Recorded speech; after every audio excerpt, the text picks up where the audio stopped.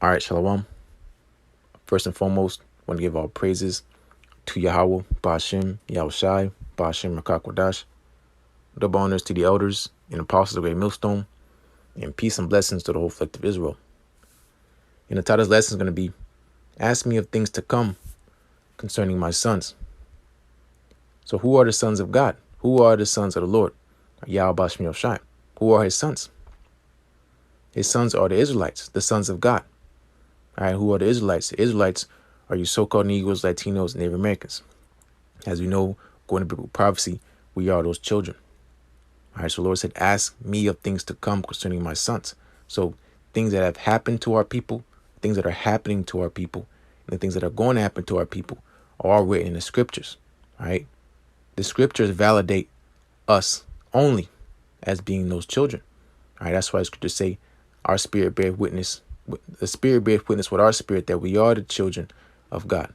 All right, who else is those children? We are without a shadow of a doubt those children. All right. But in these times we're in now, it takes faith to believe that. Okay.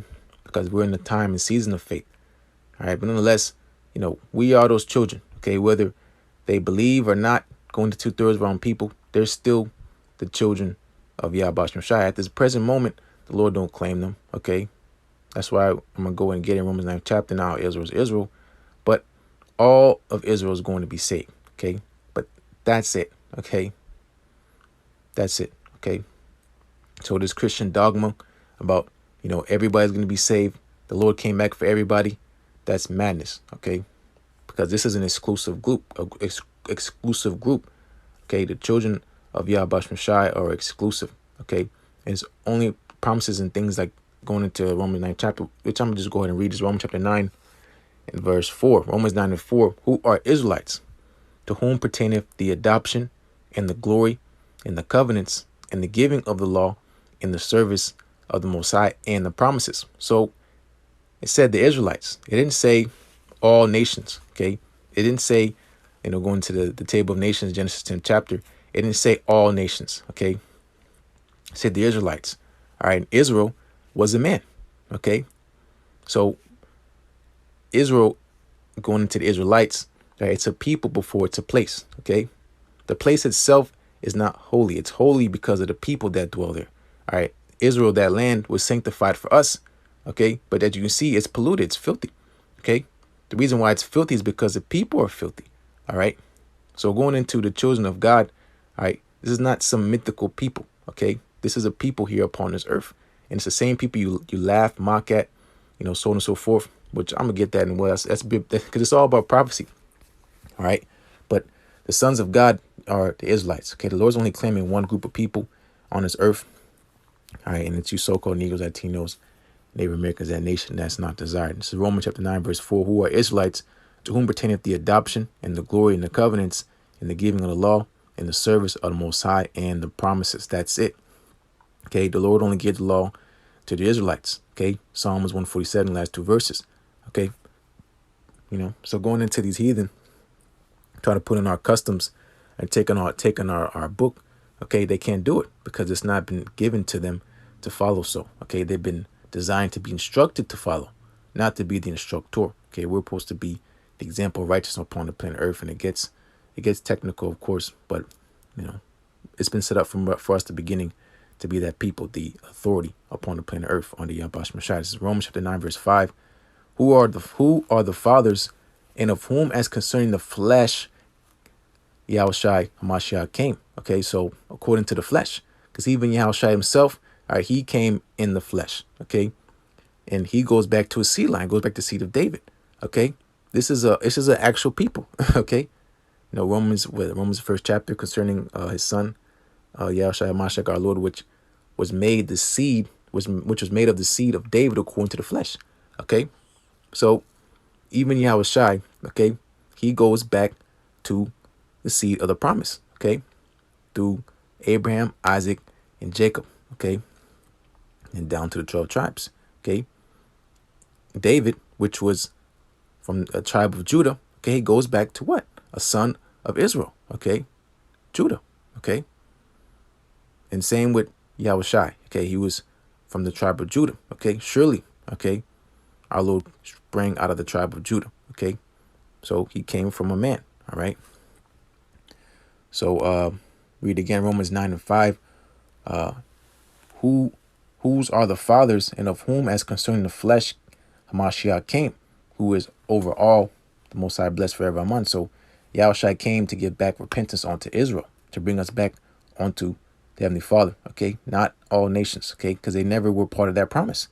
Okay, that's confusion. Okay, the Heavenly Father going to send His Son to save all the nations that He's never been dealing with in the first place. It doesn't work like that. Okay, He came back to bring us, the so-called Negroes, Latinos, the Americans, back onto the Heavenly Father Yahweh. Okay, Yahweh sent His only begotten Son, being Yahushai, to bring us back onto the Father. Okay, that's it. Okay, this verse 6. Not as though the word of the Most High have taken none effect, for they are not all Israel which are of Israel. So even though, the majority of our people do not believe, and they're not going to believe, okay, that they are the children of Yahweh Shai, they are, okay? Not on this side, they're counted as heathen, okay? But all of Israel is going to be saved, okay, because of the promise. All right, so 2/3, they're going to come and be in the kingdom of heaven, and they're going to be righteous, all right? They're going to be perfect, all right? And they're going to be gods on the planet Earth, because that's the promise, all right? So right now, it's just a small remnant, okay, being the elect, all right? But through the elect, all right, that's how these rebellious children going through 2/3, they're going to be in the kingdom of heaven and be righteous, all right? So, so the word of the Most High have not taken on effect, okay? Nothing has changed, all right? We've forgotten, but the Lord has not forgotten, all right? We are still those people, all right? Verse 7, neither because they are the seed of Abraham are they all children, but in Isaac shall thy seed be called. So again, it's a specific people, all right? And it gets very, very specific, okay? But these people are on the earth pertaining to the flesh, okay? They're walking the earth right now, okay? They go back to those men, all right? And we are those people, okay? And we boldly claim that because that's who we are, all right? We are the Israelites, all right? So going into even the story of Jacob and Esau, okay, that shows you the power of the Lord. The Lord is only dealing with a specific people, okay? He was not Esau, Jacob's brother, but the Lord hated Esau, okay? The Lord hated Esau and loved Jacob, all right? Because Jacob said, whereas thou loved us, all right? You're getting ready to see how much the Lord loves us. He's getting ready to destroy a whole kingdom, all right, because of his jealousy, all right? This is verse 8. That is, they which are the children of flesh, these are not the children of God. So these other nations, they're not the children of God. Okay, yeah, the Lord made them, okay, but the Lord don't claim them, okay?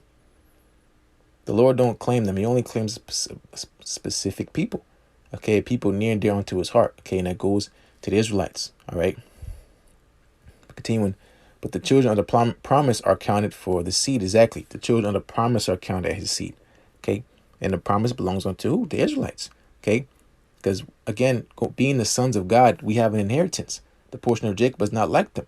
All right. That's why Luke the 12th chapter says, fear not, little flock, for it is your Father's good pleasure to give you the kingdom. The kingdom is being given unto us because it's an inheritance. Okay. We're born rich. Okay. That's why the Lord said, I know that poverty, but thou art rich. Okay. We're rich. Because why? Because we have inheritance from our Heavenly Father, which is the Father of all things. Okay. The sun, the moon. He's gonna give that unto us, the earth, all right? These things are made for our sake, all right? We're gonna be able to fully enjoy that once we get off our punishment, okay? Which we're coming into now, all right? So let me get this real quick. So Psalm 2 and verse 1. Why do the heathen rage and the people imagine a vain thing? Verse 2, the kings of the earth set themselves and the rulers take counsel together against the Lord and against his anointed, saying, let us break their bands asunder and cast away their cords from us. So going into why do the heathen rage? Okay. The heathen are raging right now. Okay. Because they're jockeying for position for this new world order. Esau's going to try to chip everybody. Okay. He has his whole master plan to take over the planet Earth, but the Lord's not dealing with him. The Lord rejected Esau. Okay. He's going to reject him again. Okay. Because Esau is the end of the world and Jacob is the beginning of their following. So Moab think he's up next, being the so-called Chinese. You're not. All right. You Russian Edomites, you think you're up next. You're not. Okay. Ammon, you so-called Japanese, so on and so forth. All right. Elam trying to sneak in there. Okay. The so-called East Indians. They're not. Okay. The Lord has not set them up for the everlasting kingdom. They're going to be servants and handmaids. That's their setup. Okay. So all this raging and vanity, these vain thoughts, it's not going to be honored, because the Lord's counsel is going to stand. Okay. And that's to set up the so-called Negroes, Latinos, Native Americans in their proper estate. Okay. It's already been set up from the beginning. Okay. This is verse 4. He that sitteth in the heavens shall laugh. The Lord shall have them in derision. Okay. Because the Lord he's about, he makes everything for his pleasure. Okay. He made all things for himself, even the wicked for that day of evil. All right. So those up there laughing. He's having a great time. Okay. Because you other nations, you're getting all roused up because you think you're going to actually do something of your own. You're going to prevail against the Lord. All right. Now, but you're not. Okay. Going to the elites, they look up in the sky, they see the chariots. Okay. We see we see beautiful videos here and there, but they'll imagine what they're actually seeing. Okay. But the Lord, again, it's about faith, so he's only going to show so much, but we know that they know. Okay. And they're afraid. That's what scriptures say. They're going to be scared, yet there's fight. All right. And it's ultimately all for the Lord's show. Okay. So, verse 5, then shall he speak unto them in his wrath and vex them in his sore displeasure. So the Lord, he's a jealous power. Okay. He's jealous for his people. All right. So that's why he's going to destroy this kingdom. Okay. And set us up in righteousness. Okay. Yeah. He was upset with us, but he still loves us. Okay. Because he's a father. All right. He's the father of us. All right. Not you other nations. All right. So Esau's getting vexed and displeased because he's waking up to the fact that, he's coming into his remembrance that the Lord hates him. Okay. Verse 6, yet have I set my king upon my holy hill of Zion. Okay. And that king is Yahushai. Okay. And of course, King David. All right. But there's a rank and order of things. All right. But the man who the Lord has chosen, our Heavenly Father has chosen, is his son, Yahushai. Okay. But, going to the tabernacle of David, our Lord has already set up the king. All right. King David. All right. So why are you heathens getting so upset and roused up for? Okay. It's been told to you from the beginning what's going to happen. All right. The Lord has always chosen his people, and he's going to do it again. All right. All right. So it's verse 7. I'll declare the decree. The Lord Yahweh Shai said unto me, thou art my son. This day have I begotten thee. All right. And this is talking about Yahushai, verse 8. Ask of me, and I shall give you the heathen for thine inheritance, and uttermost parts of the earth for thy possession. So that's our inheritance. Okay. And as us being joint heirs unto Yahushai, we're going to be joint heirs unto his kingdom. Okay. So you heathens are going to belong unto us. Parts of the earth are going to belong unto us. Okay. Planets, you name it. Okay. And this is what you call the patience and the faith of the saints. We've been suffering. Okay. Wrongdoing. Okay. Ultimately, we're suffering patiently the wrath that's come upon us because we sin against our power. But at the end of the day, it's been set up for us to rule. Okay. The righteous. All right. So again, going to title of the lesson, ask, what is it? Isaiah 45. Ask me of things to come concerning my sons. All right. But, yeah, I'll read 9 and I'll move on to the next precept because I don't want to make this too long. This is Psalm 2 and 9. Thou shalt break them with the rod and iron, and thou shalt dash them in pieces like a potter's vessel. So this is the destiny of the other nations. Okay. Because Slakia, again, it's always been set up for the Israelites to rule. Okay. And that's it. How much more clear can be made? But let me get, let me run through this. Revelation 21 and,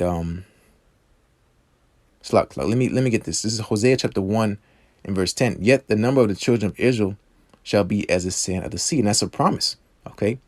We're the majority. Okay. We're not the minority. All right. Esau is the minority. That's why he's going to be made small among the heathen. Okay. Because he's the minority. All right. We're the majority. Okay. But going to this promise being, the children shall be as the sand of the sea. Okay. That's telling you that we're going to have to inherit other planets. Okay. Those many mansions. Okay, let me go on. This Hosea chapter 1 verse 10. Yet the number of the children of Israel shall be as the sand of the sea. Okay, this is a promise. Okay, and that pertains to who? Israel, just read, which cannot be measured nor numbered. And it shall come to pass that in the place where it was said unto them, ye are not my people, here in America, there shall be said unto them, ye are the sons of the living power. Okay, because that's what you just say. Then they knew who am I chosen. Okay, going into Psalms, Wisdom of Solomon, the 5th chapter, going to the strangeness of their salvation. Okay, us, Lord's will, being part of the elect, are getting beamed up. Okay, that's how you know those are the sons of God. When you see men getting spiritual powers, healing, teleporting, all right, so on and so forth, calling fire from heaven, all right, that's how the Lord's gonna be made known who was chosen, and that's how the Lord's gonna receive His glory. He's gonna receive it, as through us, okay, because we're His glory. This is Hosea 1:11. Then shall the children of Judah, the southern kingdom, and the children of Israel, the northern kingdom, be gathered together, and appoint themselves one head, and they shall come up out of the land. For great shall be the day of Jezreel. So that land is talking about so-called America, all right, and wherever else we've been scattered, all right, but us being joined together, okay, going into that prophecy, us being joined together, that one stick, okay, and us appointed in that one head is talking about Yahweh Shai, okay, and then that's why we say Yahweh Bashem Shai is a ranking order, all right, and then under King David, all right, and it says, for great shall be that day, all right, and again, that's a promise, that's a prophecy, all right, but all right, let me close out here. It's Revelation 21:1. And I saw a new heaven and a new earth. For the first heaven and the first earth were passed away. So that's talking about this heaven, which is not our heaven, it's our hell, but it's talking about this place we see here right now. Okay. Because Esau, he has a heaven. Okay. That was his blessing. All right. We have the fattest of the earth, but he'll rule with the sword. Okay. And as we know, he that lived for the sword shall die by the sword. So his blessing is really a curse unto him. All right. Read again, Revelation 21:1. And I saw a new heaven and a new earth, for the first heaven and the first earth were passed away. How's it going to happen? By thermonuclear missiles. And there was no more sea. Verse 2, and I, John, saw the holy city, New Jerusalem, coming down from the Most High out of heaven, prepared as a bride adorned for her husband. So who is this talking about? Okay, is it going to be an actual land floating from the sky? No, it's going to be a people. Okay, as you Google search the New Jerusalem, it'll be like a shining cube.